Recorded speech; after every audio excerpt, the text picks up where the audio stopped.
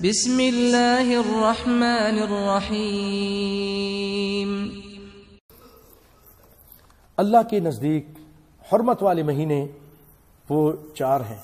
ان عدت الشہور عند اللہ 12 شہرا فی کتاب اللہ، 12 شہرا فی کتاب اللہ۔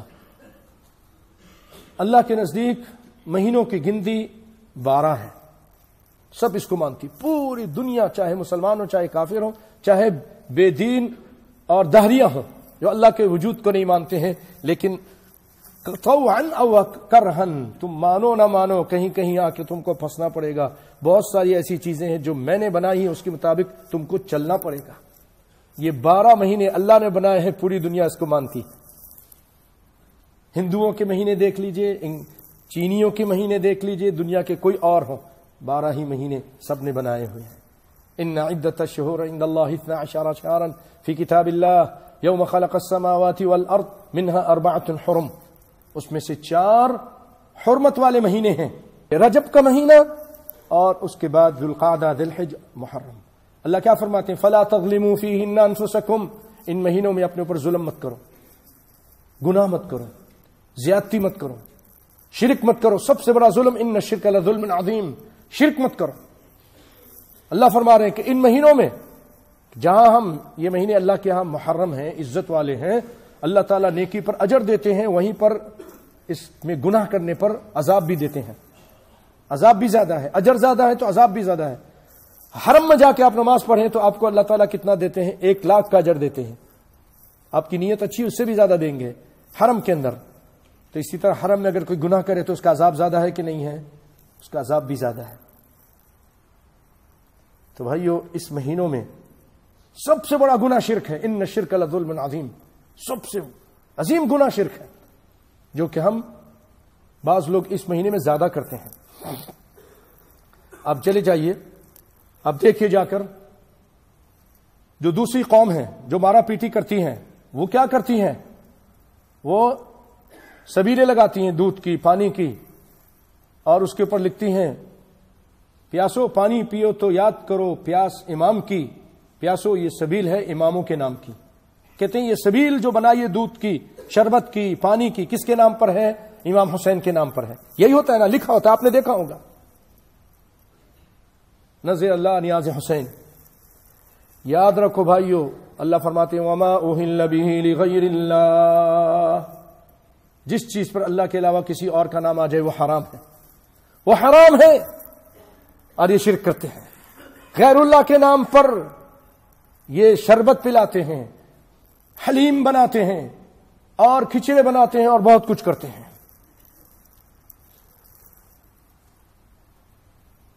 تو بھائیو، اور کوئی یا علی کہتا ہے، کوئی یا حسین کہتا ہے، غیر اللہ کو پکار رہے ہوتے ہیں۔ یہ ساری چیزیں شرک ہیں جو اس مہینے میں ہوتی ہیں، ان سے بچنا چاہیے۔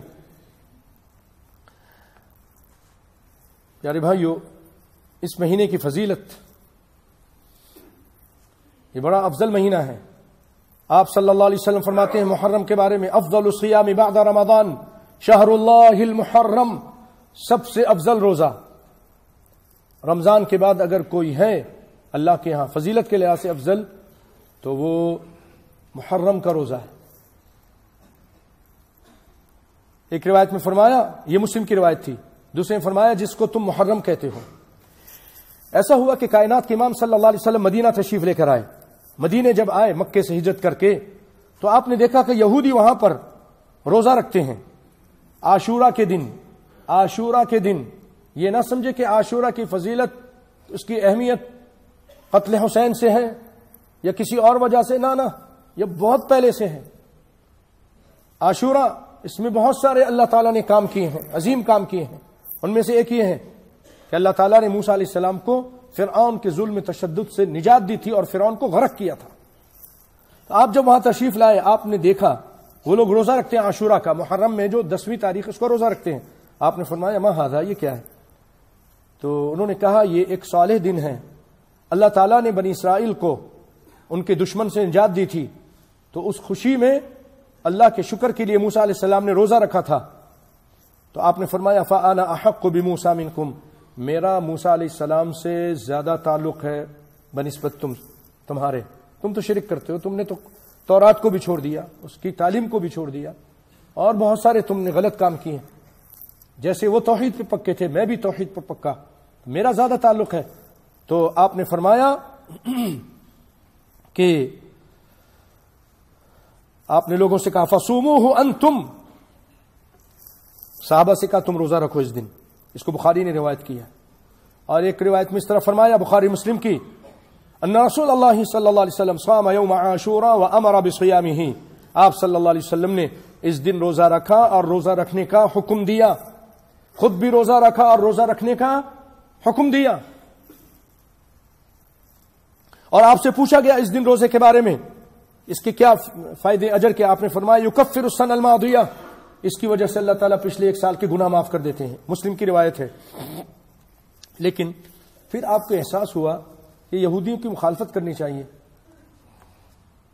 تو آپ نے فرمایا لئن بقیت الی قابل لاصومن التاسع, اگر آئندہ سال زندہ رہا تو میں 9 کا روزہ رکھوں گا, 9 کا. لیکن وہ آئندہ پھر آپ کو وہ نصیب نہیں ہوا, اس سے پہلے ہی آپ فوت ہو گئے تھے. تو اسی لیے ایک اور روایت میں آپ نے فرمایا صوموا یوم عاشوراء وخالفوا الیہود وصوموا قبلہ یوما او بعدہ یوما. آپ نے فرمایا دیکھو عاشورہ کا روزہ رکھو اور یہودیوں کی مخالفت کرو ایک دن پہلے یا ایک دن بعد, یعنی 9 اور 10 کا رکھو یا 10 اور 11 کا رکھو. 9 کا روزہ رکھو اور 10 کا بھی رکھو, اصل روزہ 10 کا ہی ہے, اور 9 اس کے ساتھ رکھو تاکہ ان یہودیوں کی مخالفت ہو جائے.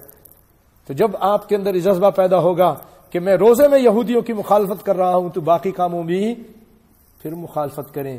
چہرہ رکھنے میں بھی یہودیوں کی مخالفت کریں, لباس پہننے میں بھی مخالفت کریں, سارے غلط کام جو من تشبہ بقوم فہو منہم, آپ صلی اللہ علیہ وسلم فرماتے ہیں جو کسی قوم کی مشابہت کرے ان میں سے ہو جاتا ہے, تو اس سے بچیے.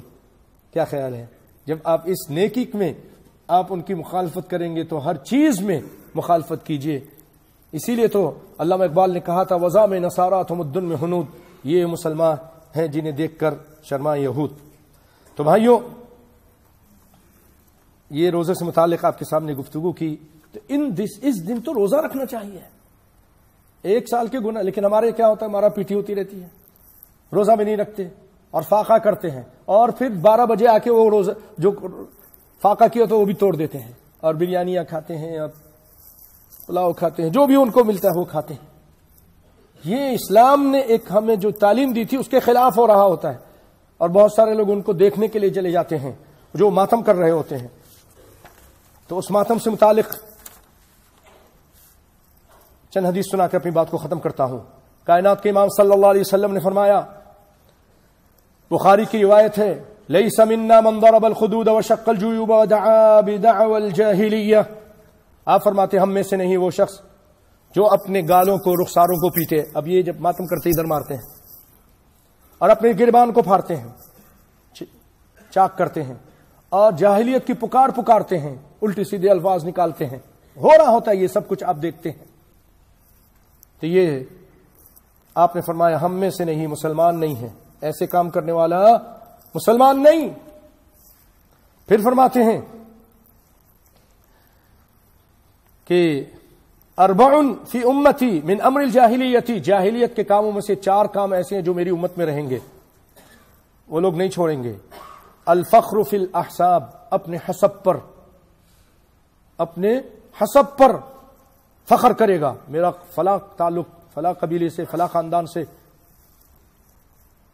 میں یہ ہوں. والطعن فی الانساب, اور دوسروں کے نسب پر طعن کرے گا, اور یہی ہوتا ہے تو فلاں ہے. ہم مسلمان ہو کر ایک دوسرے کو اس کے نسب پر طعن کرتے, طعن و تشنیع کا نشانہ بناتے ہیں. اور ستاروں کے ذریعے پانی کا طلب کرنا, کیا مطلب, فلاں ستارہ فلاں برج میں چلا گیا تو یہ ہوگا, بارش برسے گی, پانی آئے گا, جو کہ آج ہو رہا ہے. مسلمان یہ کر رہے ہیں. ستاروں کی دنیا کے نام سے اخباروں میں آتا ہے, جنگ اخبار پاکستان کا ہے, اس کے اندر بھی یہ ساری آپ کا برج کیا ہے, آپ کا اسٹار کیا ہے, یہ سب چیزیں شرک ہیں. اسٹار کی کوئی ضرورت نہیں ہے, ہمارے اسلام نے منع کیا ہے. یہ شرک کی چیزیں ہیں. آپ صلی اللہ علیہ وسلم نے ایک موقع پہ فرمایا, نماز پڑھی فجر کی, اور فرمایا کہ اللہ تعالیٰ آج فرماتے ہیں کہ بہت سارے لوگ مومن بھی و کافر بھی, بہت سارے لوگ آج مومن ہو گئے, بہت سارے لوگ کافر ہو گئے. جو یہ کہتا ہے مطرنا بفضل اللہ, کہ اللہ کے فضل و کرم سے بارش ہوئی, اس رات بارش ہوئی تھی, جو یہ کہتا ہے کہ اللہ کے فضل و کرم سے بارش ہوئی, وہ تو مجھ پر ایمان لاتا ہے, مومن ہے. اور جو کہتا ہے مطرنا بنوع کذا و کذا, فلاں ستارے کے فلاں برج میں داخل ہونے کی وجہ سے یہ بارش ہوئی ہے, وہ ستاروں پر ایمان لانے والا بن گیا, میرے ساتھ کفر کرنے والا بن گیا. مومن بالکوکب, ستاروں پر ایمان لایا وہ, اور میرے ساتھ اس نے کفر کیا ہے. آج ہی ہم اس کو بڑے دھڑلے کے ساتھ کر رہے ہیں. ان سب چیزوں کی, جاہلیت کی چیزوں کو چھوڑ دیجئے, رسول اللہ نے منع کیا. والنیاحۃ, اور یہ رونا پیٹنا, نوحہ کرنا, اسلام نے منع کیا ہے. 3 دن سے زیادہ کسی کے لیے کوئی سوگ نہیں, 3 دن کے بعد سوگ ختم.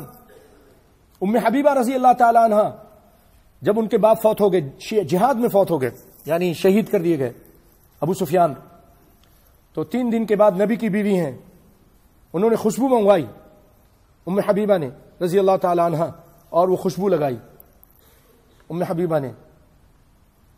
تو انہوں نے کہا مجھے خوشبو کی ضرورت نہیں تھی, لیکن رسول اللہ صلی اللہ علیہ وسلم نے فرمایا 3 دن سے زیادہ سوگ نہیں ہے, اس لیے میں, اب میرے باپ کو فوت ہوئے 3 دن ہو گئے, میں یہ اب اپنا سوگ ختم کرتی ہوں. الا یہ کہ جس کا شوہر, عورت کا شوہر فوت ہو جائے, اس کو 4 مہینے 10 دن تک اس کا سوگ ہے. یہ کون سا سوگ ہے؟ آج 1000 سال کے قریب تقریباً گزر چکے ہیں, اس سے کچھ کم و بیش, اور یہ سوگ ہی ختم نہیں ہو رہا ہے. اسلام نے اس سے منع کیا ہے. تو والنیاحۃ, اور پھر فرمایا النائحۃ اذا لم تتب قبل موتها, یہ نوحہ کرنے والی عورتیں. اب تو ایسی ویڈیو میں نے دیکھی, میں نے کبھی نہیں دیکھی, بھیگا کہ اس میں ایسے ماتم کر رہی ہیں اور گھوم رہی ہیں, اچھل رہی ہیں, یہ ماتم ہو رہا ہے.